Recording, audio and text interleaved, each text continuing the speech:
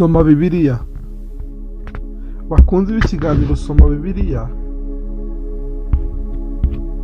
uyu munsi turakomereza mu gitabo cya Samweli wa kabiri. Turasoma ibice bibiri, igice cya 13 ndetse n'igice cya 14. Samweli wa kabiri igice cya 13. Umutwe w'amagambo uravuga ngo Amunoni akina Tamari. Kandi Abusalomu mwene Dawidi yari afite mushiki we mwiza witwaga Tamari. Uciye Amunoni mwene Dawidi aramubenguka. Amunoni ahagarika umutima ku bwa mushiki we Tamari, bituma arwara, kuko yari umwami kandi abona ko bimukomereye kugira icyo yamukoraho. Amunoni yari afite inshuti ye yitwaga Yonadabu mwene Shimeya mukuru wa Dawidi. Kandi Yonadabu uwo yari umugabo w'ingurumbanya cyane, aramubaza ati, wa mwana w'umwami we, niki gihora kikunanira uko bukeye ntiwabimbwira? Amunoni aramusubiza ati, umva, nabengutse Tamari mushiki wa mwene data Abusalomu. Yonadabu aramubwira ati, iryamire ku buriri bwawe wirwaze, maze so naza kukureba umubwire uti, ndakwigize reka mushiki wanjye Tamari aza mp'icyo ndya, antekere ibyo kurya hano imbere yanjye kugira ngo mbirebe mbirire mu ntoki ze. Nuko Amunoni araryama arirwaza, maze umwami aje kumureba. Amunoni aramubwira ati, ndakwigize mushiki wanjye Tamari naza antekere udutsima tubiri imbere yanjye mbirire mu ntoki ze. Nuko Dawidi atuma mu rugo kuri Tamari ati, ubu ngubu jya kwa musaza wa Amunoni umutekere ibyo kurya. Nuko Tamari ajya kwa musaza wa Amunoni, asanga aryamye, yenda urwanga, arubumbiramo udutsima imbere ye aratwotsa, asingira urukarangiro ayimushyira imbere, yanga kurya. Maze Amunoni aravuga ati, abagabo bose ntibiheze, umugabo wose ariheza. Nuko Amunoni abwira Tamari ati, zanira ibyo kurya ku murere ndire mu ntoki zawe. Nuko Tamari yandika udutsima ahishije adushyira musaza wa Amunoni ku murere. Ayimuhereje ngo rye, aramufata arabwira ati, ngwino turyamane mwene data. Nawe aramusubiza ati, oya mwene data w'inkozi isoni, kuko bene ibyo bidakwiriye gukorwa muri Isirayeli, we gukora iby'ubupfu nk'ibi. Mbese nkanjye izo soni nazicana, kandi nawe wabaye igicucu muri Isirayeli. None ndakwigize ubivugane n'umwami, kuko atazakunyima. Ariko yanga kumwumvira, maze kuko yamurushiye amaboko aramuhata aryamana nawe. Maze hanyuma Amunoni amwanga urunuka rutagira akagero. Urwango yamwanze rwaruse ubwinshi, urukundo yari amukunze. Amunoni aramubwira ati, haguruka ugende.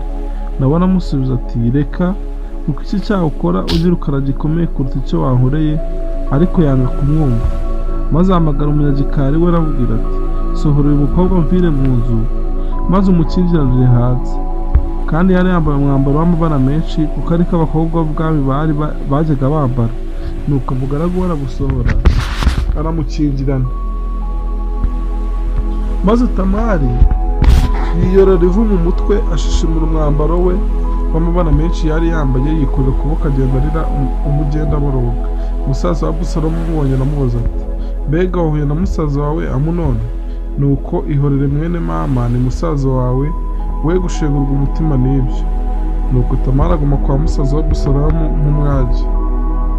Maze umwami Dawidi yumvise ibyo byose ararakara cyane, kandi Abusalomu ntiyaba akivugana na Amunoni ibibi cyangwa ibyiza, kuko Abusalomu yari yanze Amunoni ubwo yakojeje isoni mushiki we Tamari. Hashize imyaka 2 Abusalomu ashaka abo gukemura ubwoya bw'intama ze i Bali-Hasori, hateganye n'i Bwefurayimu.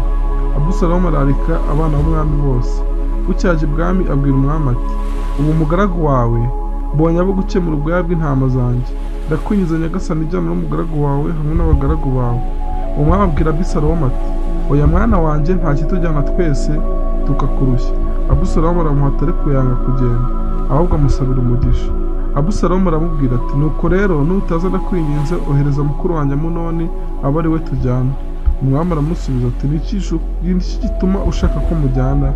Ariko Abusalomu aramuhata kugira ngo yemerere Amunoni n'abandi bana b'umwami bose ngo bajyane nawe. Bagezeyo Abusalomu ategeka abagaragu be ati, mwitegereze nimubona vino inesheje umutima wa Amunoni, nkababwira nti nimutikure Amunoni, nuko mumwice ntimutinye. Mbese si njye ubategetse? Nimukomere mu b'intwari. nuko abagaragu ba Abusalomu bagenza Amunoni nk'uko Abusalomu yabategetse, maze abana b'umwami bose baherako barahaguruka, umuntu wese yinagura ku nyumbu ye barahunga.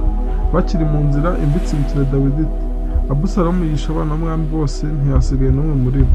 Maze umwami arabaduka, ashishimura imyambaro ye, acura umuborogo hasi, n'abagaragu be bose bamuhagarara iruhande bashishimura imyambaro yabo. Ariko Yonadabu mwene Shimeya mukuru wa Dawidi aravuga ati, Nyagasani ntugire ngo bishe abana b'umwami bose, ahubwo hapfuye Amunoni wenyine. Icyakora byategetswe na Abusalomu. Nuko yabigambiriye uhereye umunsi Amunoni yakoreje isoni mushiki we Tamari. Nuko none mwami Nyagasani, iryo jambo rigiye kugukura umutima wibwira ko abana b'umwami bose bapfuye, ahubwo hapfuye Amunoni wenyine. Nuko Abusalomu arahunga, maze umuhungu wari urinze atereye amaso abona abantu benshi badutse baturutse mu nzira yo mu ibanga ry'umusozi inyuma. Yonadabu abwira umwami ati, ngabo abana b'umwami barasohoye, nk'uko umugaragu wawe mvuze niko bibaye. Amaze kuvuga atyo uwo mwanya, abana b'umwami basesekaraho, bacyagera batera hejuru bararira, kandi n'umwami n'abagaragu bose bararira cyane. Abusalomu arahunga ajya kwa Talumayi mwene Amihuri umwami w'i Geshuri. Nuko Dawidi akajya arira umwana we uko bukeye. Abusalomu ahungira i Geshuri amarayo imyaka 3. Hanyuma umwami Dawidi agira Abusalomu urukumbuzi rwo kujya kumusura, kuko yari amaze gushira umubabaro wa Amunoni ko yapfuye. Samweli wa kabiri igice cya 14. Umutwe w'amagambo uravuga ngo Abusalomu yunga na Dawidi. Bukeye Yowabu mwene Seruya amenya ko umwami akumbuye Abusalomu. Yowabu aherako atuma intumwa i Tekowa avanayo umugore w'umunyabwenge aramubwira ati, ndakwinginze uhindure nk'uwirabuye, wambara umwambaro w'ubwirabure, kandi wowe kwihezura, ahubwo se n'umugore umaze igihe kirekire wiraburiye ba nyakwigendera, maze ujye ibwami uku aba ari kubwira umwami. Yowabu aherako amubwira ibyo ari buvuge. Nuko uwo mugore w'i Tekowa agitangira kuvugana n'umwami yikubita hasi yubamye, aramuramya aravuga ati, ntabana Nyagasani. Umwami aramubaza ati, ubaye ute?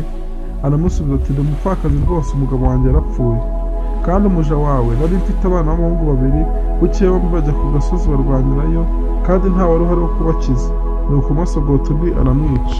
None sinakubwira umuryango wose uhagurukiye umuja wawe, kandi bariho baravuga ngo ni intanga gatozi bamuhora mwene se yishe.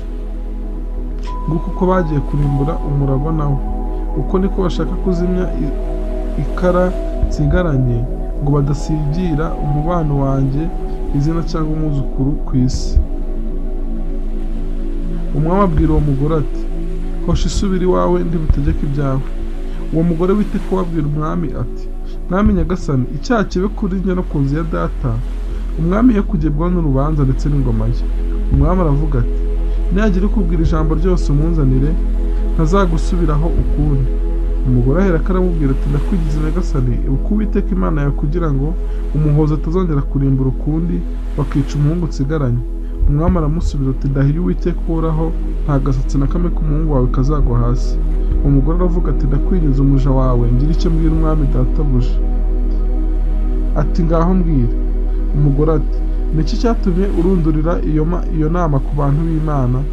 Uko umwami niba avuze iryo jambo asa n'utsinzwe n'urubanza, kuko umwami atahagariye umuntu we yirukanye.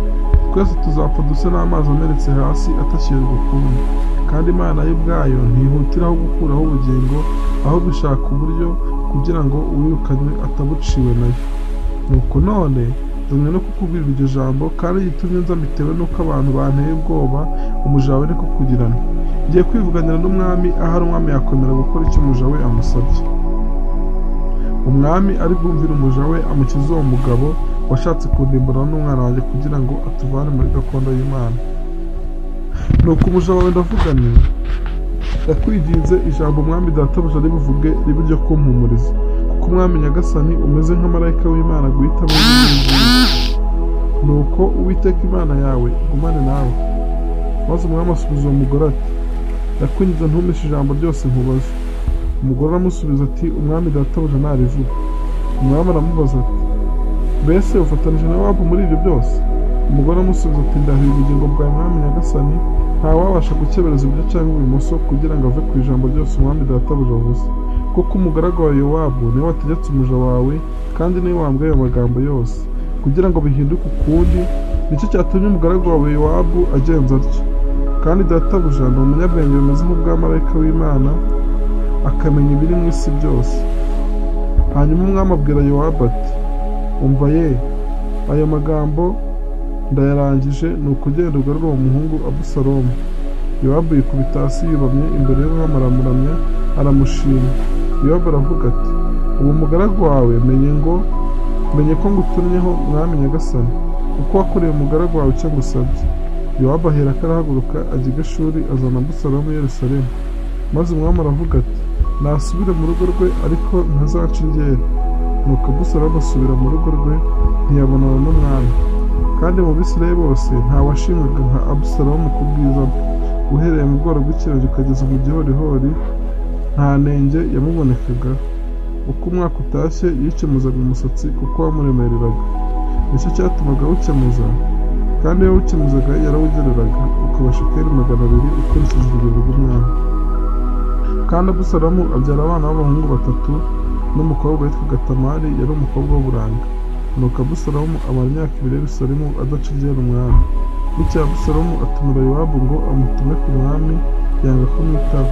Yongera kumutumira ubwa kabiri nabwo yanga kumwitaba.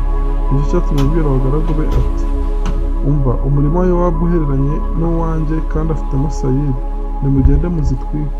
Nuko abagaragu ba Abusalomu baragenda barazikongeza.